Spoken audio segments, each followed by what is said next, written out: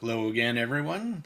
Thank you for joining me on my YouTube channel. I am the Tone Deaf Monk, and today I just wanted to share with you a newly released brand and their first attempt, which was the Joyodio Shine. So this one, I buy typically all of my own gear, and if I don't, I'll come out and say it. This one I actually saw online, and I reached out to Linsole Audio for a sample, which they kindly provided. So thank you very much for that. And so I'll just talk a little bit about this is in their first attempt.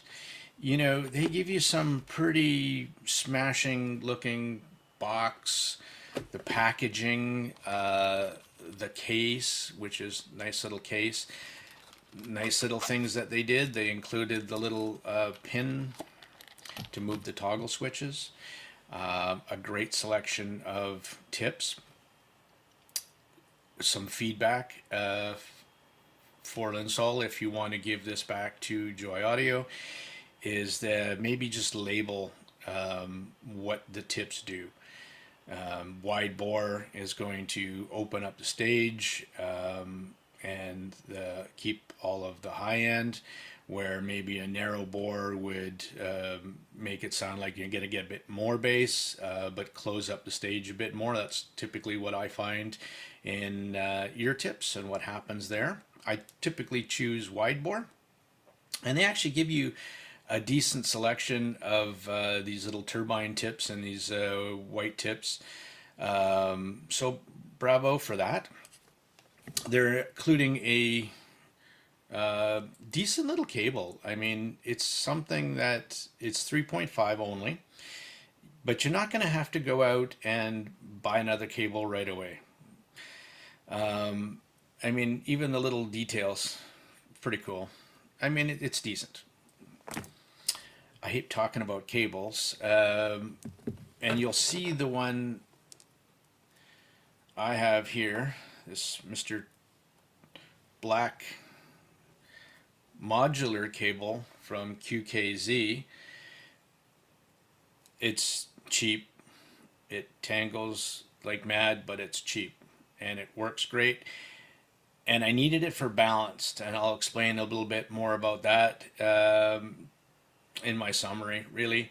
The fit and finish of these are really, really good. I mean, for what you're getting, right? I mean, it looks good. The two-tone with the kind of black chrome and the semi-transparent design, they look premium. They actually look really good. And it's something you wouldn't mind walking around with in your ears. So what you're getting in an overall package is pretty good. And the driver count, 7mm driver and a couple BAs, all in that little housing, and 4 tuning switches. This kind of all plays into a part of, I think, what they were trying to bring to the market, which was good value, right? Before I get into some sound impressions, I'll just tell you that I used the switch where there's 4 switches. One on, 2 on, or 2 off, 3 off, 4 on. With the 4th one on, I basically used their little cheat sheet that says R&B and rock. That's pretty much my library, so I thought it fitting that I use that and give you my sound impressions in the fact that, okay, if you had my library and you bought this Joyodio Shine for that library, the same library, how would it perform? And that's how I'm taking this review today. Some more feedback. This is fantastic, this little sheet. But to you and me, what does pop setting do? What does classical do? What does R&B rock setting do? What is hi-fi? What is standard? There's no, maybe go further. So fantastic, thumbs up on the sheet. I just did another one, the Star River, and one of my comments was There's absolutely nothing that says what the switches do, except for if you have to research online. That's kind of crazy. Big oversight. This is fantastic. Huge step up. Take it one step further. Explain to people, what are you going to do when you hit this pop switch? What are you going to do when you hit this classical switch? Are you going to get more highs? Are you going to get more mids? Are you going to get more lows? Are you going to cut this out? Are you going to cut that out? What's going to happen? And if you do that, that's it's like stepping onto the moon, right? In our hobby. Please. Sound impressions from my notes, and I'm not going to go song by song on those 27 songs that I keep using, but I'll post the link in my review so you can see what songs I used. But I'll tell you straight up, this is my sound impression with the R&B rock setting with 4.4 off of my topping A90D discrete. So a lot of power. And I went off of my Ibasso DX160 directly out of that into the A90D. I didn't use my Joyodio AKM DAC in this case, because I just wanted to be the Joyodio is, I love, you've seen it in every video, I love that DAC, but I wanted a more brutally honest take. So super clean as I can get. Cirrus Logic DAC in Ibasso I find very neutral, very clean, and same as the topping A90D. It's you know, it's gonna bring out the best and the worst. And with that being said, my sound impressions overall, and I took this from I listened to those 28 tracks, and I just basically take down my sound impressions I write in my notes, and I, coagulate it all at the end and write it up. So I'll tell you straight up, if you're a bass head, this isn't for you. Um, if you, yeah, if you're a treble head, this is probably not for you for the settings that I used. Okay. The stage, it was average, but it actually had good height. So, I mean, there was a lot of things in its sound impression that was pretty good. I found the vocals a bit forward in the mix. So, what I mean by that is I found the vocals predominant in the mix. The bass didn't overwhelm anything, the percussions didn't overwhelm anything, but you predominantly heard vocals. I'm a vocal person. I love my female vocals especially, and my male. So that's what I'm looking for in the tracks, percussions, how do they sound, how do they play those tracks. And after all of that, my overall impression is just sitting down, unplugging, and listening to music. Not the IEM. I'm trying to just listen to the music and enjoy, and what is my impression of the music that I'm listening to. So I thought male vocals were a little bit thin. They were pretty good overall. Like, it's pretty impressive. Female vocals were, I no complaints on any of the tracks that I had. Subjectively, what do I like? If you watch any of my videos, you know that I like bassier, warmer replay. And again, that's my preference. That's what I like. And my absolute favorite IEM so far to date is my Zen's Vanguard Ups, and that's for me, my happy reference. So the Joyodio Shine is not the most technical set, and that has to do with probably the drivers that are being used and the balanced armatures that are being used. And you're in a price point, right? I mean, you're not expecting top end. So I'm not faulting this for anything. In fact, I give it full credit for what it does do for what it has. And for what it has is pretty good.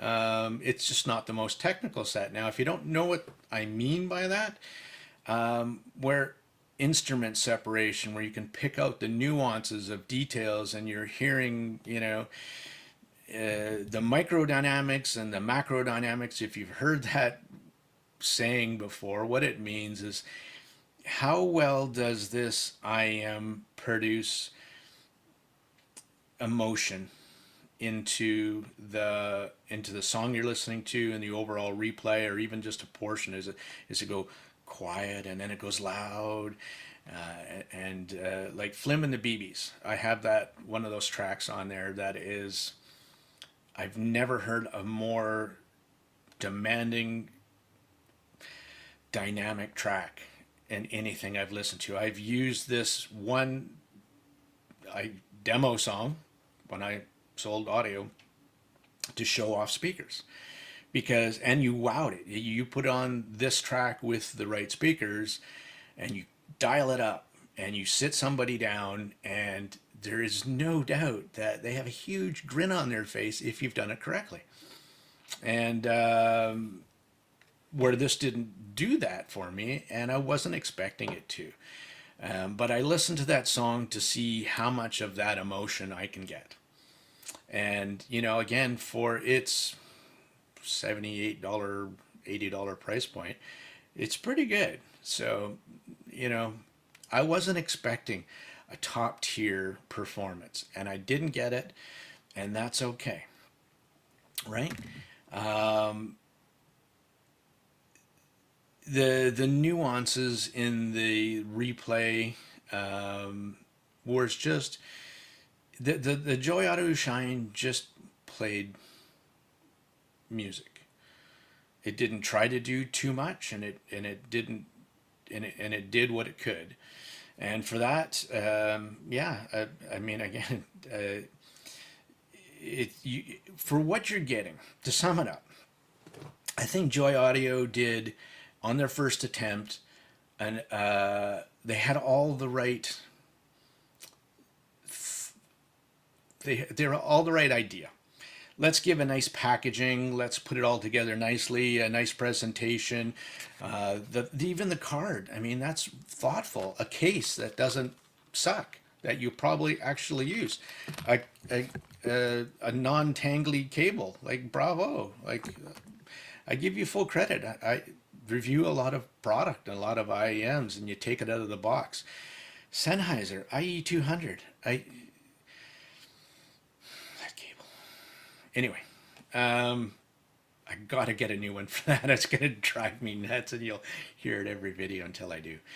Um, you know, if if the distributors would give the feedback, Linso will give the feedback to Joy Audio, say something like, "Hey, cut down the packaging, cut down the don't cut down the case. The case is nice; it's a nice thing. But the cable, either cut down some of these things."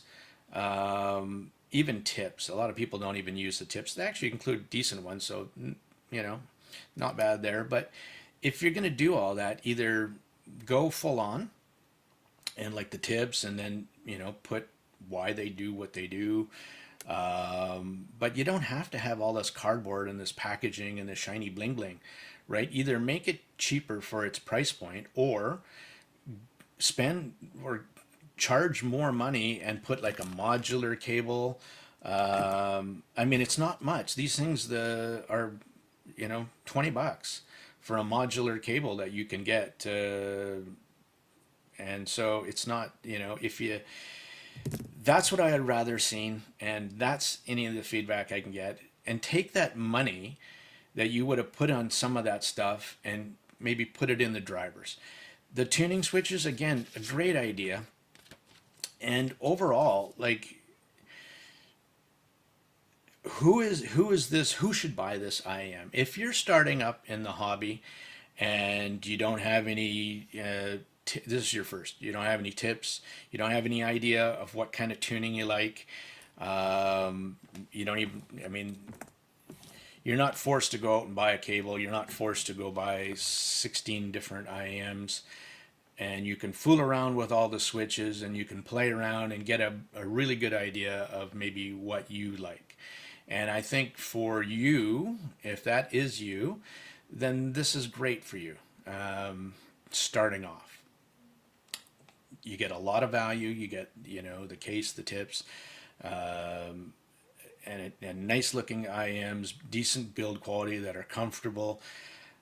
You get all of that for a relatively small price to pay to start up. So again, on the next attempt, Joyodio, you could still change that to an A,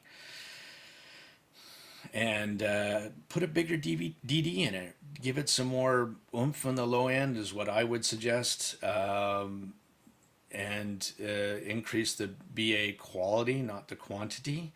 Get rid of the tuning switches and just tune it nicely. Let's shoot for that on your second attempt, and you'll make many, many fans. So thank you again, everyone, for watching this. Greatly appreciate it. Tone Deaf Monk out. So I thought it was done. Wasn't done. I sometimes, as you watch my videos, you'll notice that I go off on a tangent. My brain is firing, and it goes in this direction and then that direction, and sometimes I miss things. And I was just realizing later, I was just watching it back again, and it's like, I talked about the 4.4 and why I went there, and then I completely forgot to say to anybody who are thinking about buying this IEM that you're going to need some power. This thing is not going to sound fantastic off a phone. The reason I used the 4.4 was to get more power into it, and one of the things in my sound impressions that I put a huge, and I missed it, was this thing is a bit of a power peg, and it works fine off a phone, no problem. Do you want it to get the best out of this IEM? Then give it some power. And if that means that you go out and buy a dongle to start, sure. But again, this is a starter set. It's going to get you going. And that's what it was, kind of, a whole bunch of value added in a starter set with a whole bunch of tuning. So I think Joyodio did achieve their goal in the first one that they made. But I just wanted you to be aware of that going forward. And if you put it on your phone and you go, the Tone Deaf Monk said it hits and it has bass and it does this and it does that, it was good for R&B, and yes, the way I listen to it. So keep that in mind when you're looking at this set. Again, thank you. If you like my content, please give me the thumbs up and subscribe. Appreciate it. Thank you.